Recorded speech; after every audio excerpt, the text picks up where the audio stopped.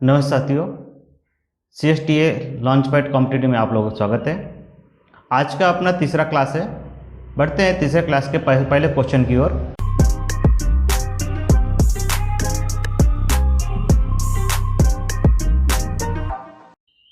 आज का अपना पहला क्वेश्चन है, जॉब के किनारों को निम्न में से किस आकार में बनाने के लिए डिजाइन की माप के अनुसार मार्किंग किया जाता है।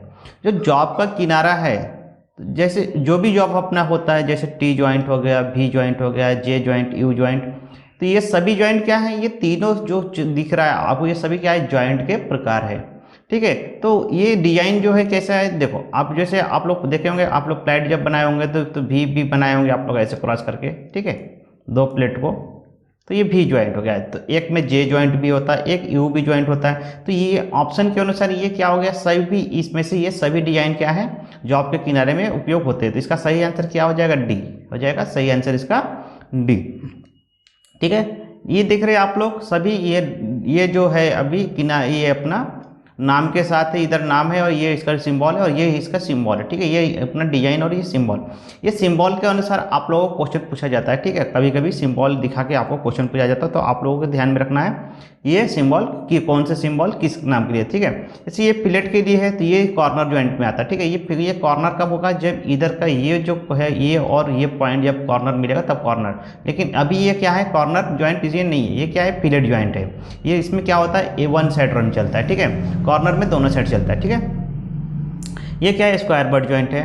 ठीक है, ये स्क्वायर बैंड ज्वाइंट का सिंबल है। ठीक है, ये सिंगल भी है, ये सिंगल भी, जैसे ये देखो ये भी का आकार है ना, ये सिंगल भी है। ठीक है, ये है डबल भी है, ये ऊपर से भी एक है और एक नीचे से भी है, तो डबल भी। ठीक है, वैसे स्क्वायर यू ये है, यू का है। ठीक है, इसमें क्या है, ये नीचे से 2 mm का रूट गैप है, इससे यू।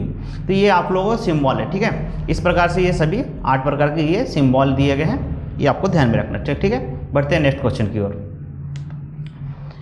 यह मशीन अधिक लंबे जॉब के किनारे मशीन के करने के काम आती है। यह कथन निम्न में से किस मशीन से संबंधित है। ये जो मशीन दिए गए हैं, इसमें पूछ रहा है अधिक लंबे जॉब के किनारे मशीन। ठीक है, अधिक लंबे जॉब के लिए कौन सी मशीन कैसे तथ्य है, इसमें बोलते हैं प्लेनर मशीन। क्या बोलते हैं, प्लेनर मशीन इसको बोलते हैं। ठीक है, ये प्लेनर मशीन होती कैसे, देखो आप लोग प्लेनर मशीन में आगे क्वेश्चन में दिखाया हूँ वो होती कैसे। ठीक है, तो ये प्लेनर मशीन में क्या है कि अधिक किनारे जो मशीन काम करती है, ये जब अधिक लंबे जॉब के बनाने के में काम करती है। ठीक है, चलिए नेक्स्ट क्वेश्चन की ओर बढ़ते हैं।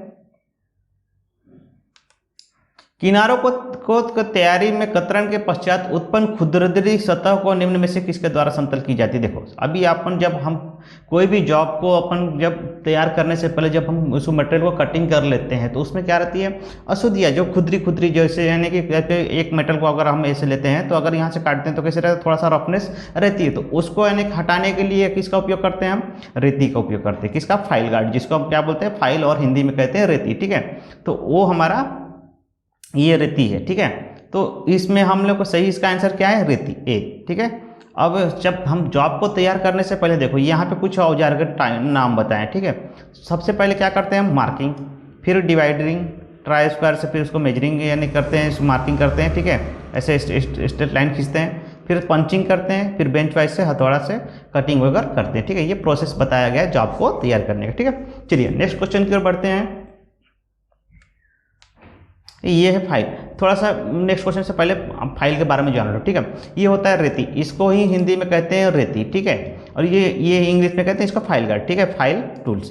तो इसमें कभी कभी आप लोगों को क्वेश्चन में ये जो आप लोगों को नाम दिए गए ना, handle, tank, shoulder, heel, edge, face, ये टिप पॉइंट, ये आप लोगों को ध्यान में रखना है। ये कि ये फाइल का ना कभी कभी क्या होता है कि यानी कि क्वेश्चन मार्क होता है। अभी आप लोग ITI का पेपर दिए होंगे तो उसमें आप लोगों को ये सब इसके बारे में क्वेश्चन ED वगैरह में या पूछा गया होगा। ठीक है, तो ये आप लोगों को आगे भी चल के जब कॉम्पिटिटिव वाले हैं तो आप लोगों को कहीं पर भी पूछा जा सकता है, या इंटरव्यू में जब हमारा प्रैक्टिकल टेस्ट होता है तब भी, यानी कि कोई हमारे जो सीनियर होता है जो पहले से रहते हैं और जो एग्जामिनर के तौर पे हमारे प्रैक्टिकल में जो लगे होते हैं, वो भी हमसे 1-2 क्वेश्चन इस प्रकार से पूछ सकते हैं कि इसके यानी कि जो पार्ट्स के थोड़ा सा नाम बताइए। तो ये आप लोगों को ये ध्यान में रखना है, इसका जो नाम है, ठीक है ना, कौन से कहाँ पे किसको कहा जाता है। ठीक है, चलिए नेक्स्ट क्वेश्चन की ओर बढ़ते हैं।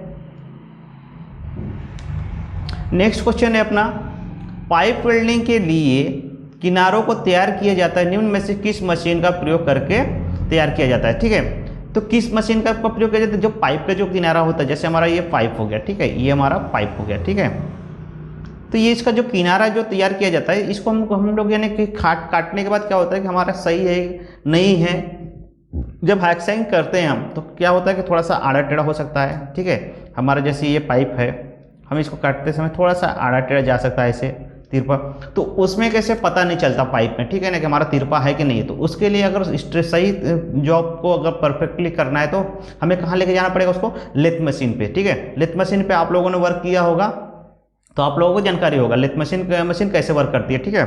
यहाँ पे हम डायग्राम के हिसाब से समझते हैं, ठीक है। ये हमारा एक लेथ मशीन का डायग्राम है, ठीक है, ठीक है। ये लेथ मशीन का डायग्राम आप लोगों को समझाने के लिए लगाया गया, ठीक है। तो ये लेथ मशीन में क्या होता है, देखो यहाँ पे हम क्या करते हैं, जॉब को फिक्सिंग कर लेते हैं यहाँ पे, ठीक है। और ये जो ब्लेड है ये हमारा मोटर के हिसाब से घूमते रहता है और ये हमारा यहाँ पे ब्लेड लगा रहता है। तो ये क्या करता है, ब्लेड के हिसाब से इसको कटिंग करता है, ठीक है। जो भी हमारा पाइप रहेगा यहाँ पे क्या होगा, स्ट्रेट एकदम सही में कटेगा, ठीक है। तो ये हमारा लेथ मशीन का प्रकार है, ठीक है। जैसे ये देखो, ये आपको कटिंग हो रही है यहाँ पे, ठीक है। तो ये हमारा सही एकदम जो भी मेजरिंग रहेगा हमारा, उसमें सही मेजरिंग से कटिंग होगा। इस प्रकार से लेथ मशीन वर्क करती है, ठीक है। चलो, तो इसका सही आंसर क्या हो गया? लेथ मशीन, ठीक है। पाइप को किनारों को तैयार करने से पहले हमें किसका उपयोग करना है? लेथ मशीन का उपयोग करना है, ठीक है। समझ में आ गया होगा। चलो नेक्स्ट क्वेश्चन की ओर बढ़ते हैं। छोटी लंबाई की प्लेटों के किनारों की तैयारी हेतु किसका प्रयोग किया जाता है? छोटी जो लंबाई की प्लेटें होती है उसकी जो तैयारी किया जाएगा जॉब बनाने के लिए, उसमें किसका उपयोग किया जाएगा? किसका उपयोग किया जाएगा? शेपर मशीन का। शेपर मशीन, अभी शेपर मशीन होता है क्या? देखो शेपर मशीन कैसा होता है, कटिंग के टूल्स में भी यह वर्क है, ठीक है। कटिंग टूल्स में इसको माना जाता है। चाहता है इसमें क्या होता है, देखो डायग्राम है, देखते हैं। ये हमारा शेपर मशीन है, ठीक है। ये क्या करता है, ये फिनिशिंग देने का काम करता है। क्या करता है, ये फिनिशिंग देने का काम करता है, ठीक है, ठीक है। शेपर मशीन आप लोगों को जब बड़े बड़े इंडस्ट्री में जाओगे तो ये सब मशीनें देखने को मिलेगा। ये मशीनें को कुछ टूल्स के नाम दिए गए हैं, ये शेपर मशीन में, ठीक है, ठीक है। ये हमारा शेपर मशीन क्या करता है, जो प्लेट की तैयारी को कटिंग करने के बाद उसकी यानी फिनिशिंग करने में काम करता है, ठीक है। चलो नेक्स्ट क्वेश्चन की ओर बढ़ते हैं हम। मिलिंग मशीन का प्रयोग किया जाता है। मिलिंग जो मशीन है उसका प्रयोग क्यों किया जाता है, उसका उपयोग क्या है, ठीक है। तो उसका उपयोग क्या है, सही है, इसका आंसर है ए।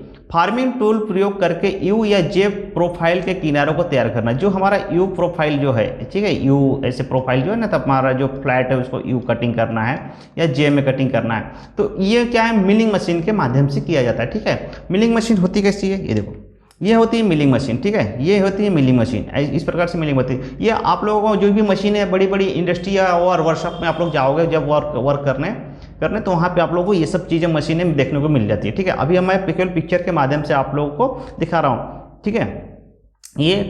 ये होती है मिलिंग मशीन, ठीक है। तो सही इसका आंसर क्या है, ए, ठीक है। चलो नेक्स्ट क्वेश्चन की ओर बढ़ते हैं। ये मिलिंग मशीन का वर्क है, थोड़ा सा देख लीजिए, और ये मिलिंग मशीन के पार्ट्स के नाम थोड़ा सा देख लीजिए, ठीक है। कौन सा आप लोगों को अगर नहीं देखे हैं तो ये इसके माध्यम से आप लोग थोड़ा सा समझने की कोशिश करिए, ठीक है। ये हमारा बेंच वाइज है, यहाँ पे जॉब को फिटिंग किया जाता है। ये हमारा क्या है, कटिंग टूल्स है, ठीक है। ये हमारा कटिंग टूल्स है। ये हमें आकार देता है, ठीक है। मिलिंग मशीन में ये हमें आकार देता है, ठीक है।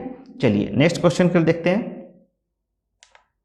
नेक्स्ट क्वेश्चन है, निम्न में से किस जोड़ों के किनारों की तैयारी आवश्यक नहीं है, ठीक है। इसमें कौन सा जो जोड़ है जिसकी तैयारी की आवश्यकता नहीं है, इसमें से देखो, तैयारी मतलब क्या है, जो जब हम मटेरियल को काट लेते हैं, प्लेट को काट लेते हैं, तो उसकी जो फिनिशिंग है, जो साइज दिया गया है, जैसे यहाँ पे साइज दिया गया है 60x60 और ये 8 mm, ये 100 mm, तो इसमें क्या होता है, ये एकदम यानी कि फिनिशिंग, ये दिख रहे हो आप लोग, पूरा फिनिशिंग है, ठीक है। इसको घसाई करते हैं, फाइलिंग वगैरह से हम घसाई करते हैं, ठीक है, 90 रहते हैं। तो ये पूछ रहा है कौन से जोड़ जो है जिसमें आने की उसकी तैयारी करने की, किनारों की जो ये किनारे हैं इसकी तैयारी करने की कोई आवश्यकता नहीं है। तो इसमें कौन से हैं, देखो, जो डबल बट जोड़ है, जोड़ इसमें नहीं, स्क्वायर बट जोड़, जिसमें जो स्क्वायर बट जोड़, ये जो पूरा जो बट जोड़ है ये, ठीक है ना, स्क्वायर बट जोड़, तो इसमें क्या हो रहा है, देखो, सिंगल बट जोड़ में भी नहीं होगा क्योंकि ये एक रन होता है। इसमें क्या होता है, स्क्वायर में दोनों तरफ से, चारों तरफ से क्या होगा, उसमें वेल्ड होगा चारों तरफ से। स्क्वायर बोलते हैं क्या होता है, चारों कोने से। तो चारों कोनों से वेल्ड होगा तो उसको तैयारी जब करने की कोई जरूरत नहीं, क्योंकि उसमें जब वेल्ड होगा तो वहाँ पे क्या होगा, मटेरियल भर जाएगा। ठीक है, मटेरियल भरेगा तो उसको हम कितना भी खसाई करें कुछ भी करें, उसमें क्या होगा, जो मटेरियल जब घसे पिघल के उसमें मटेरियल बनेगा तो उसमें उसकी कोई घसने की आवश्यकता नहीं है, तो उसको ही बोलते हैं स्क्वायर बट जोड़। ठीक है, तो इसका आंसर क्या हुआ सही, स्क्वायर बट जोड़। ठीक है, समझ में आ गया होगा। चलो ठीक है, नेक्स्ट क्वेश्चन की ओर बढ़ते हैं। गैस कतरन द्वारा किनारों की तैयारी हेतु कौन सी गैस प्रयोग में लाई जाती है। जब गैस कतरन, मतलब कतरन क्या होता है, काटने का जो चीजें होती है उसको हम यानी कि क्या करते हैं, हिंदी भाषा में कतरन भी कहते हैं। ठीक है, काटने वाले भाग को, तो उसको बोल रहे तैयारी है तो कौन सी गैस का उपयोग किया जाए। जब हमें मटेरियल को काटना है, लोहे को काटना है, फेरस को, तो उसके लिए कौन सी गैस का प्रयोग लाना है। ठीक है, तो ऑक्सीजन। ऑक्सीजन क्या करता है, ओनली जो हमारा ए ऑप्शन है क्या है, ऑक्सीजन। वो ऑक्सीजन क्या करता है, जलने में केवल सहायता देती है। ठीक है, इससे हमारा कटिंग होगा केवल नहीं होगा, क्योंकि हमें क्या करना है, इसके लिए एक ज्वलनशील गैस भी होनी चाहिए। हीलियम एंड नियॉन, ये क्या है, हीलियम भी गैस ज्वलनशील नहीं है, अक्रिय गैस है बट लेकिन ज्वलनशील। इसके लिए और एक गैस हमें ये मटेरियल को काटने के लिए नहीं उपयुक्त है। ठीक है, ऑक्सीहाइड्रोजन, देखो ऑक्सीहाइड्रोजन नहीं, ये क्या है, कटिंग गैस है, लेकिन हमें अभी मटेरियल के कटिंग के लिए हमें जो ऑप्शन दिया है उसके हिसाब से चुनना है। तो हमारा सही आंसर क्या है, ऑक्सी एसिटिलीन गैस। क्या है सही आंसर हमारा, ऑक्सी एसिटिलीन गैस। ये कैसा है, इसमें 3 फ्लेम होते हैं, न्यूट्रल, ऑक्सीडाइजिंग, कार्बोडाइजिंग। तो ठीक है, तो न्यूट्रल फ्लेम जो होता है हमारा कटिंग के लिए और वेल्डिंग के लिए उपयुक्त होता है, तो उसमें एसिटिलीन और ऑक्सीजन।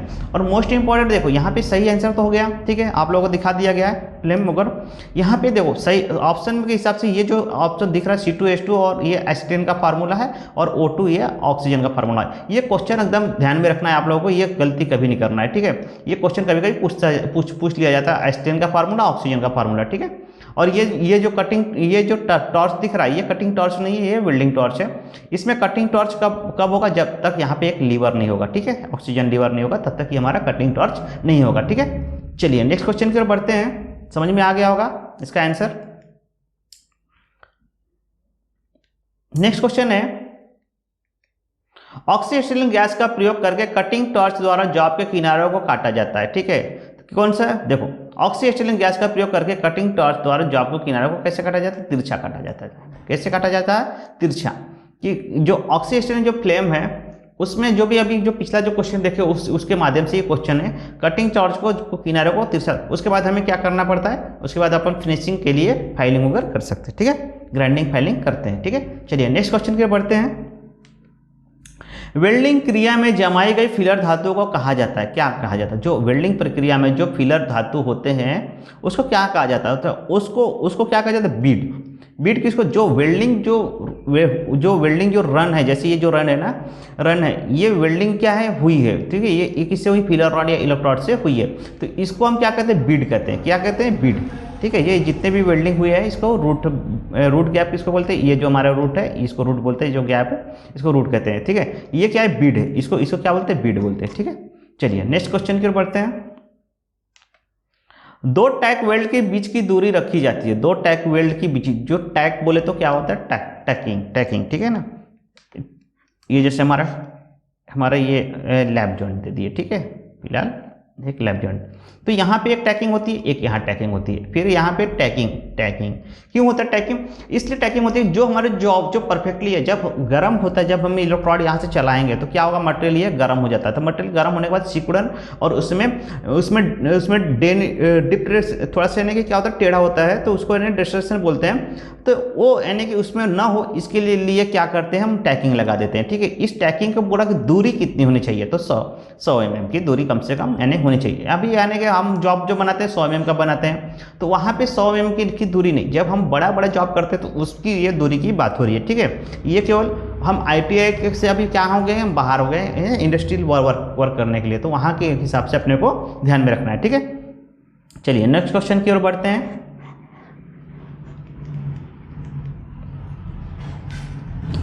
किसका साइज बाहरी व्यास और लंबाई से लिया जाता है, किसका साइज लिया जाता है, देखो फ्लैट कर लेंगे, क्या बाहरी साइज का व्यास नहीं, पाइप का आंतरिक व्यास लिया जाता है। तो हमें ट्यूब जो होता है उसका हमें क्या करना है, बाहरी व्यास से लेना है। ठीक है, ट्यूब कैसा होता है, आंतरिक नहीं होता, उसका बाहरी व्यास का माप होता है। ठीक है, इसमें कुछ ज़्यादा समझने की जरूरत नहीं है, ट्यूब आप लोग देखे हैं, ठीक है। चलिए नेक्स्ट क्वेश्चन की ओर देखते हैं।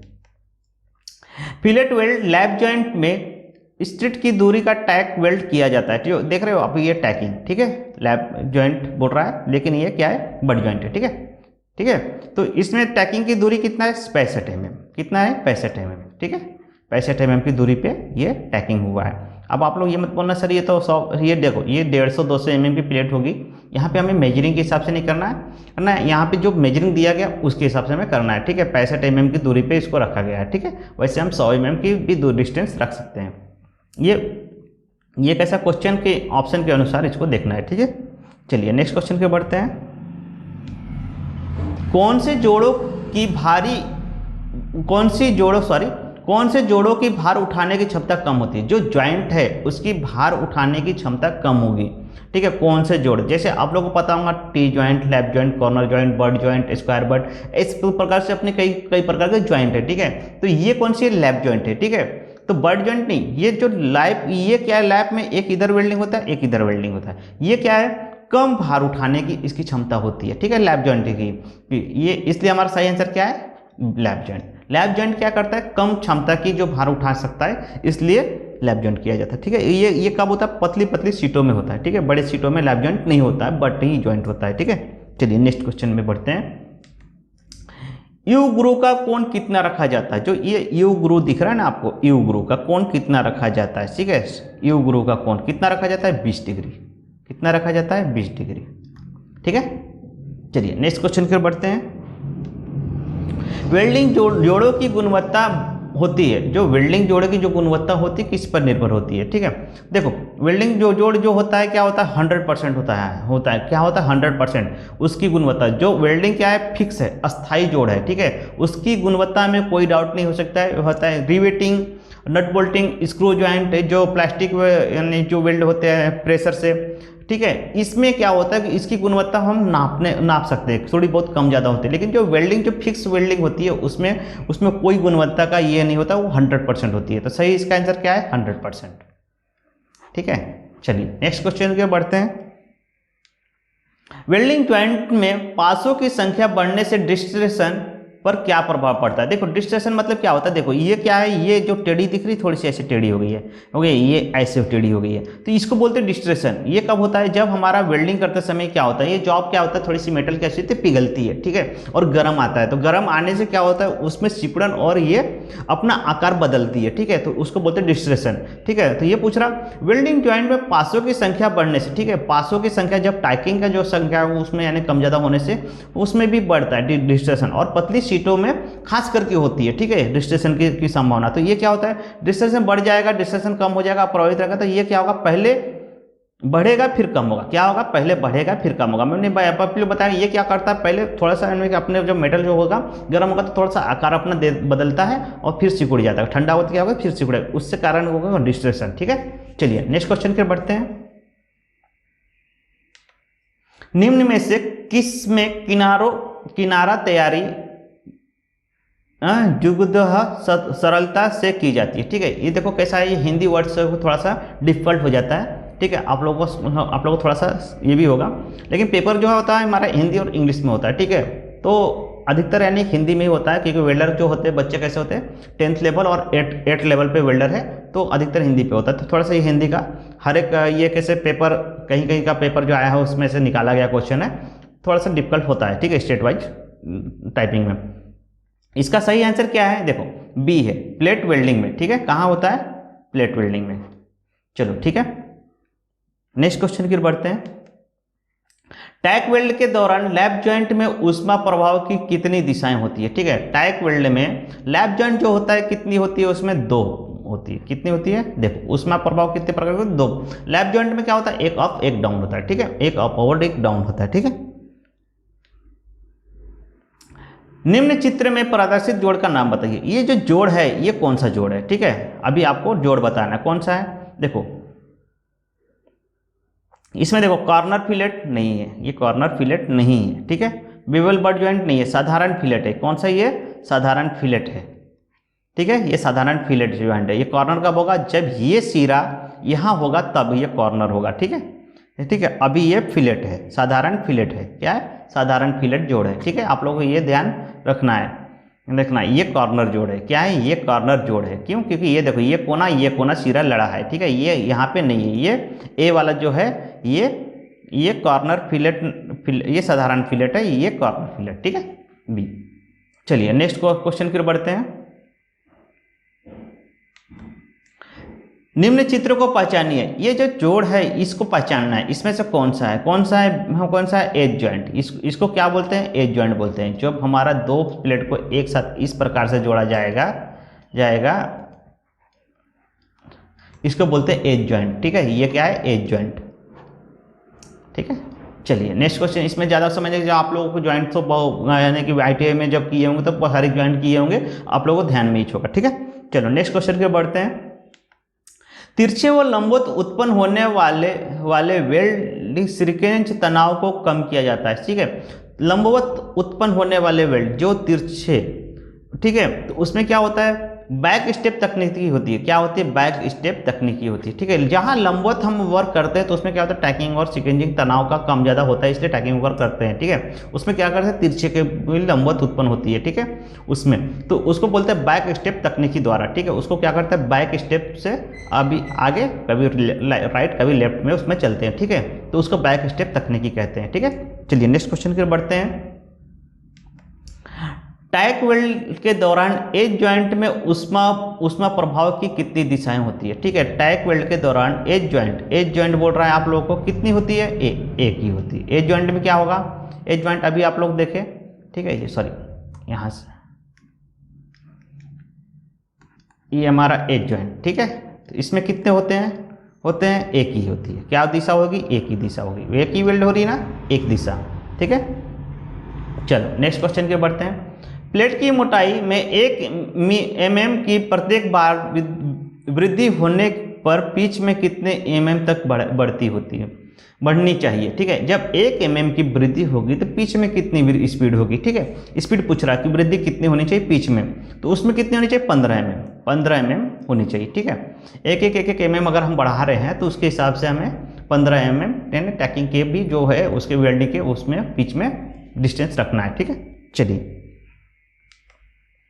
फिलेट वेल्डेड व ऊ ज्वाइंट के लिए पिच की दूरी होनी चाहिए। जो पिच हमारा ज्वाइंट है तो वो कौन सी ज्वाइंट होनी चाहिए? देखो फिलेट बोल रहा है, फिलेट वेल्डिंग में कौन सा फिलेट? दुगनी। कितनी होनी चाहिए? दुगनी।